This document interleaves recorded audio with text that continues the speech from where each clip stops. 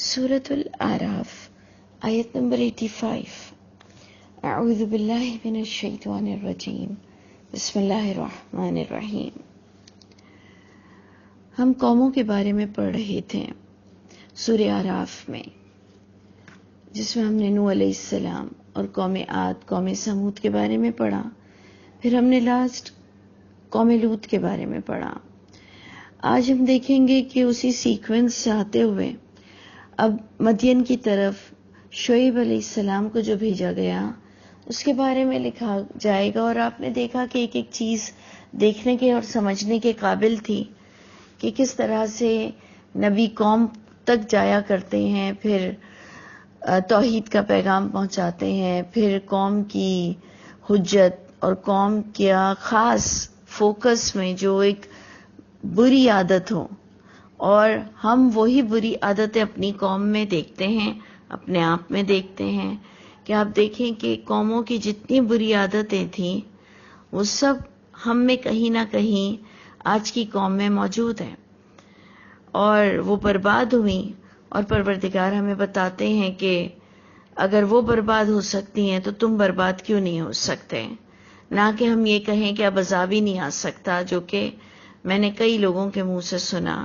ہمیں ڈرنا چاہیے یہ کہتے ہوئے کہ انڈیویجولی بھی انسان عذاب میں آتا ہے، اور آپ ہر تھوڑے دن بعد اخباروں میں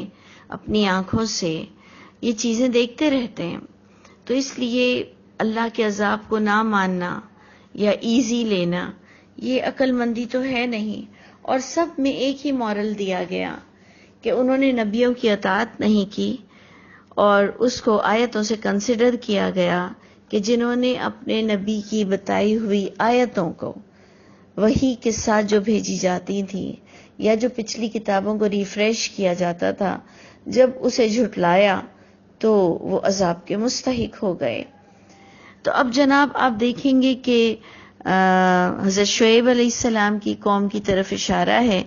ہم آیت نمبر 85 سے پڑھتے ہیں وَإِلَى مَدْيَنَ أَخَاهُمْ شُعَيْبًا. اور آپ نے ایک چیز کی سملیرٹی دیکھی ہوگی کہ قوم کے کو بھائی بولا گیا ہے کہ فلاں نبی کو بھیجا، یا فلاں آپ نے دیکھا کسی کے بھی نام کو بھیجتے ہوئے ان کے بھائی نبی کا نام لیتے ہوئے بتایا گیا، جیسے کہ اس وقت آ رہا ہے وہ الی مدین، اور مدین کی طرف بھیجا ان کے بھائی، ان قوم کے بھائی شعیب علیہ السلام کو. تو یہ بار بار ایک ہی چیز ہم دیکھتے ہیں، اور اللہ تعالی ہمیں قدر کرنے والا بنائے اپنے نبیوں کا، اور قدر گویا اس طرح ہوگی کہ ہم اللہ کی وحی کے مطابق اپنی زندگی کو گزاریں. تو مدین کی طرف ان کے بھائی شعیب علیہ السلام کو بھیجا گیا. کہا انہوں نے بھی اپنی قوم سے کہ یا قومی، اے میری قوم، اعبدوا اللہ، اللہ کے خالص بندے بن جاؤ، اللہ کے غلام بنو. اللہ کی عبادت ہے، عبادت خدا کی بس ہے، عبادت کرو اللہ کی. ما لکم من الہ غیرہ،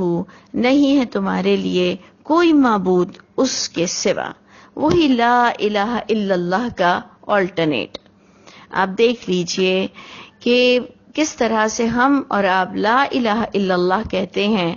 اور قرآن نے اس کو کس طرح سے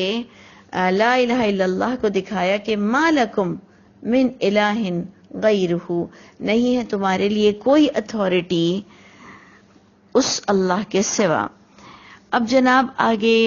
شعیب علیہ السلام کا کیسا طریقہ تھا، ہمیں تو بہت حریص ہونا چاہیے کہ نبیوں کا طریقہ تبلیغ کا کیسے ہوتا ہے، اور ہمیں وہ چیزیں اپنے لیے اڈاپٹ کرنی چاہیے. انہوں نے کہا قد جاءتکم بینۃ من ربکم، یقیناً آ چکی ہے تمہارے پاس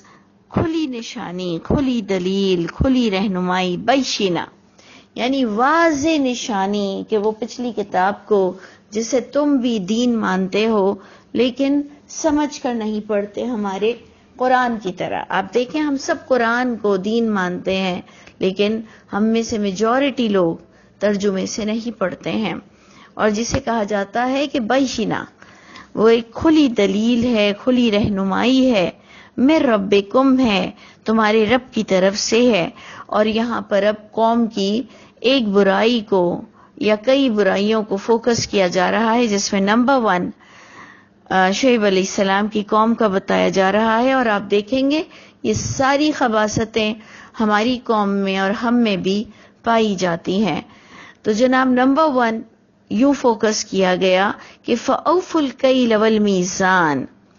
پس پورا کیا کرو ناپ اور تول، وَلَا تَبْخَسُوا النَّاسَ، اور مت گھاٹا دو لوگوں کو،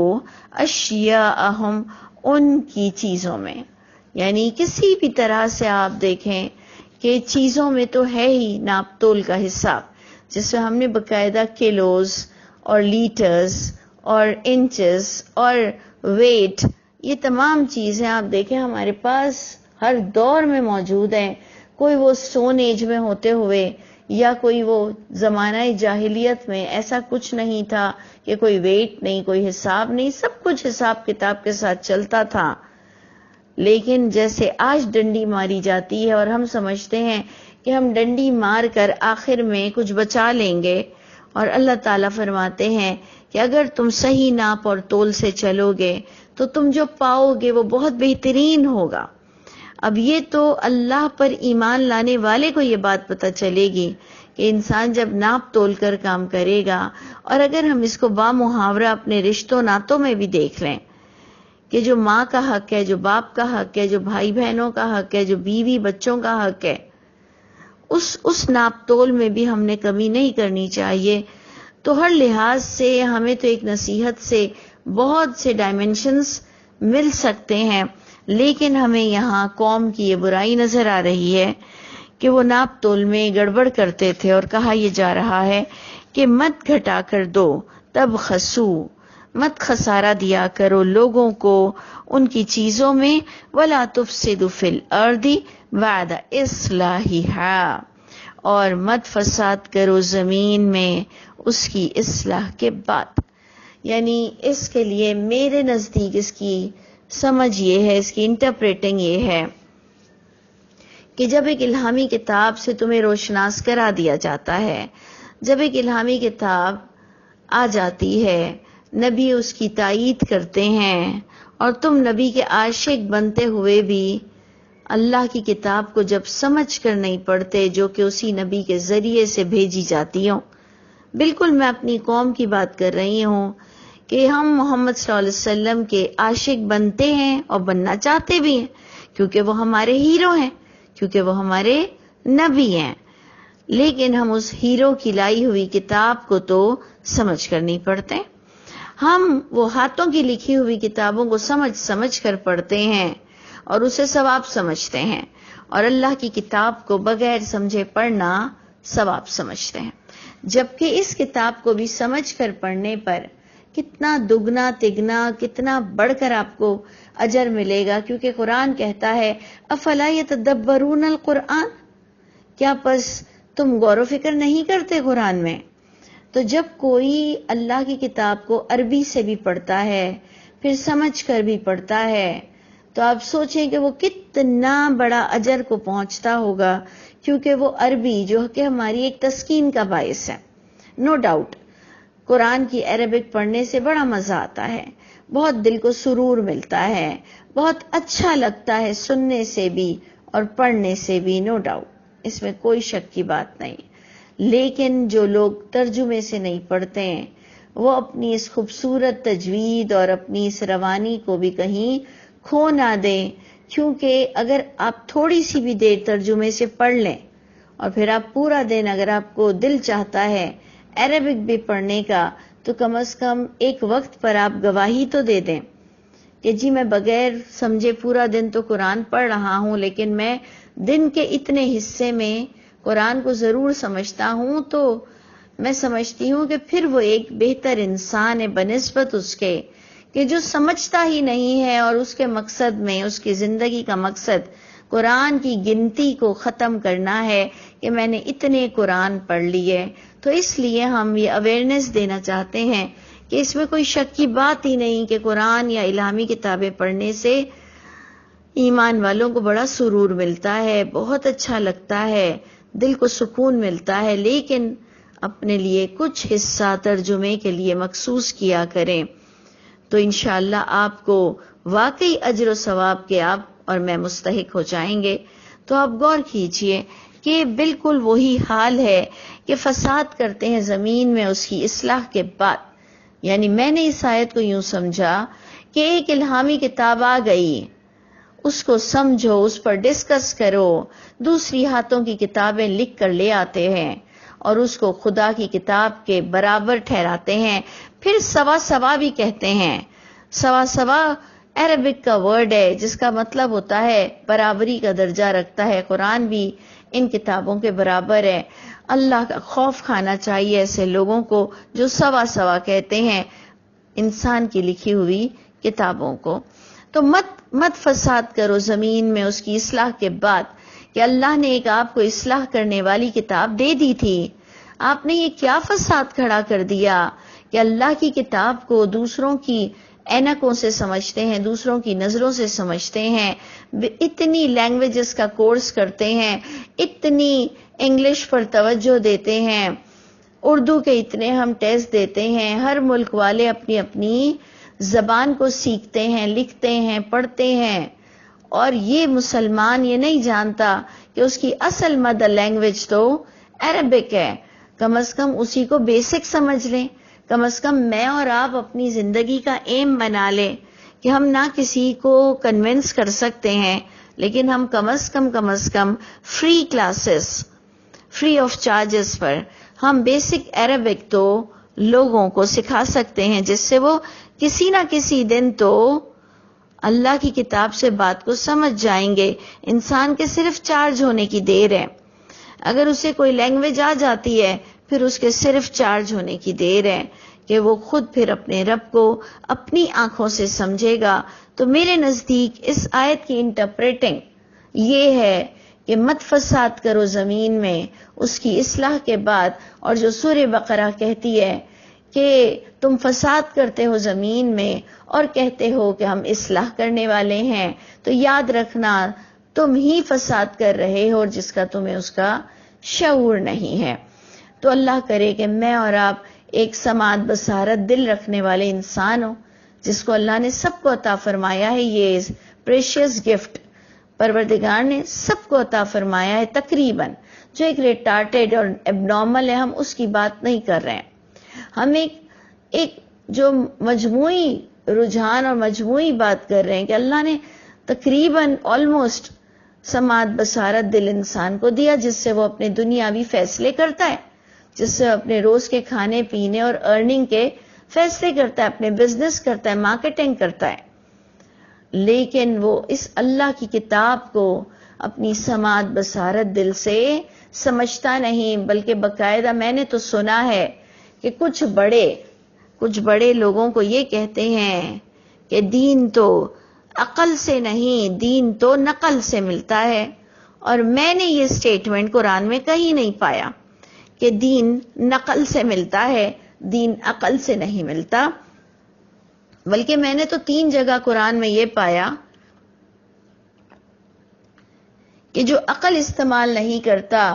اللہ کی کتاب کے بارے میں وہ جہنم میں جائے گا۔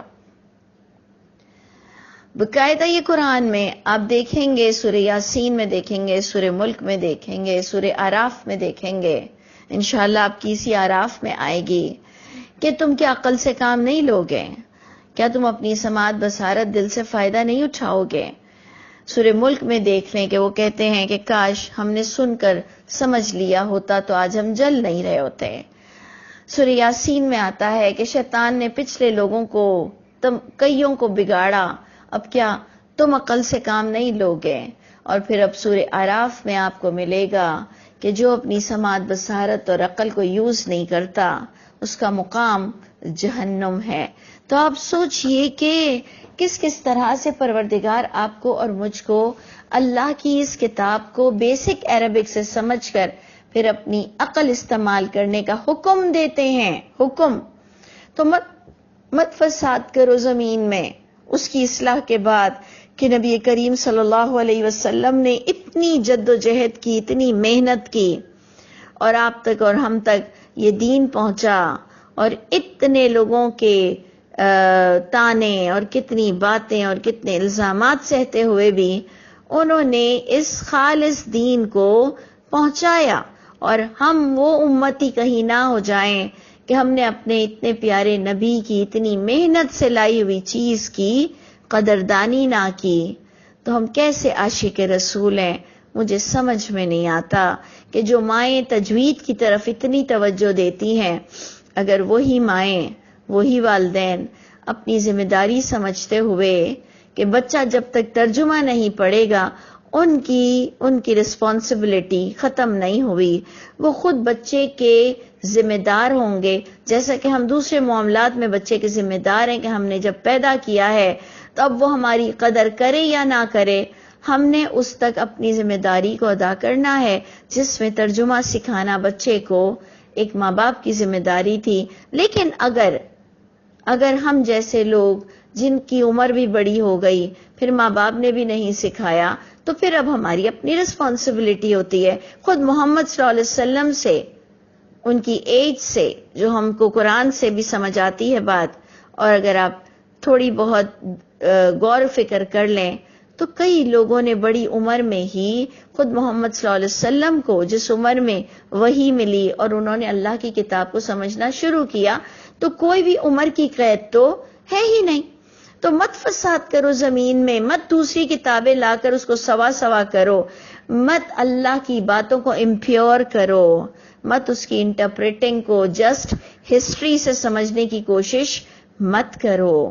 اللہ کی کتاب تفسیر القرآن بالقرآن موجود ہے، وہ ٹیلنٹ ہم اپنے اندر پیدا کریں کہ اگر آپ